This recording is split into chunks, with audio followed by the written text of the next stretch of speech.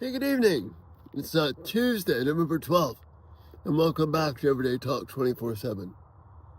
Right over my shoulder up high, you can see right there, that's the moon. Always love it when we get the moon in the background, we get the light of the sun coming this way. And you may hear the clouds or cows, right in front of me here, so you may hear them from time to time too tonight. I'm going to look for a while at Psalm 100, its relationship to us having a thankful heart. And it's something that's supposed to consume us. That's what the psalm says. So listen to the first two verses again. Psalm 100, verses 1 and 2. Shout for joy, all the earth. Worship the Lord with gladness. Come before him. Come before him, singing with joy. Where is this supposed to happen? This is a command. And it's not meant to be restricted to a worship service. Yes, we should for sure do these things and be joyful in worship. But the command here is shout for joy, shout with joy to the Lord, all the earth. Shout with joy. Hey guys, yep. Shout with joy to the Lord, all the earth. Worship the Lord with gladness. Come before him with singing. So that means the entire earth is appropriate for joy and worship and thanksgiving. Now, this particular phrase, worship the Lord with gladness, the only other place in the Psalms where there's a similar word structure in Hebrew is in Psalm 2, verses 10 and 11, where, again, the psalmist, David, is addressing the entire earth. Now then, you kings, act wisely. Be warned, you rulers of the earth. Serve the Lord with reverent fear and rejoice with trembling. No one gets a pass on this.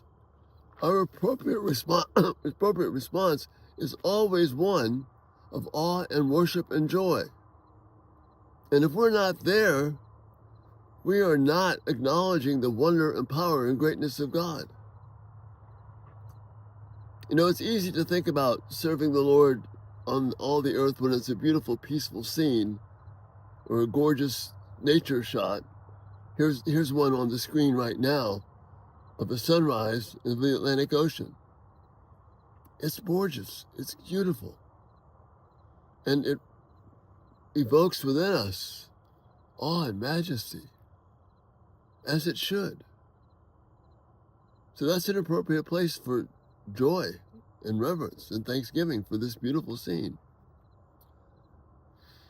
But suppose it's not a beautiful scene like that. Suppose it's a completely different scene. Suppose it's where it's crowds of people. Now look at this picture. A crowded street. People moving everywhere. Does this apply there as well? Shout with joy to the Lord, all the earth. Worship the Lord with gladness. Come before him with singing with joy. Come before him singing with joy. Yes, it's just as appropriate here in this busy street scene as it is in the beautiful naturescape. Romans 12 talks about our daily act of worship and sacrifice. God's called us to this.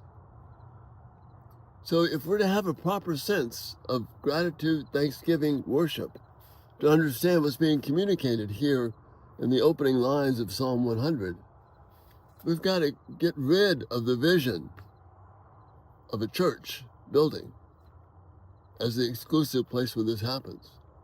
What this psalm is telling us is that the entire earth is the place where this happens. You know, I'm going to show you the cows right here. I can't really see that. If you can see them there, they're just out there grazing. And always enjoy having them along as a part of what we're doing here. It's pretty special. God planned that too.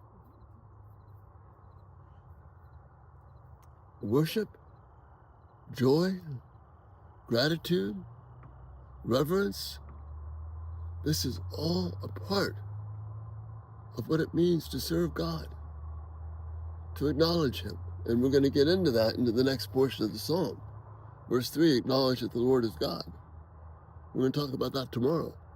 But today, where is it appropriate to worship? Where is it appropriate to give thanks?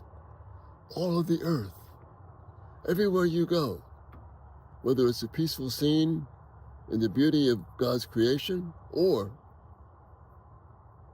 it might be in the middle of a busy, crowded street where you feel alone and lost. God is right there with you. You can praise him and thank him and worship him right there in the middle of that. That's what Psalm 100 is telling you and me about our God. He's always there. We are always before him. We always owe our next breath to him. So joy, worship, praise, and honor are due to our God. And we need this to survive, to have an accurate picture of reality. We need to have this understanding of the greatness of God wherever we are, whatever the setting. And that's the thought for this day on this Tuesday. And Lord willing, we'll talk to you tomorrow. Thank you for being here, and thanks to the cows too. Good night.